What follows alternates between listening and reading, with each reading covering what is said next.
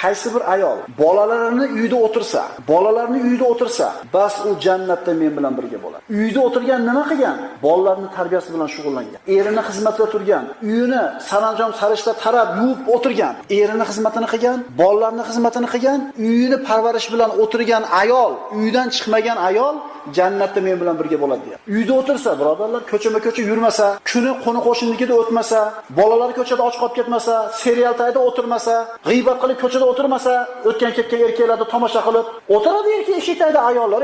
Yo mahallaga binasa demaydi. To'tta tushtas chiqib olib o'tirishadi. Xudoga shukr, hozirga ozayib qoldi bular. Lekin bor hali ham. Bor. Bu ayolni payg'ambarimiz jannatga kiradi men bilan demayapti. Uyida o'tirgan ayolda deyapti. Uyiga o'tirganda. Ayol kishini eng katta g'ami erining roziligi va farzandlarining tarbiyasi bo'lishligi kerak. Chunki bu mana shu ayol uchun eng ulug' ish.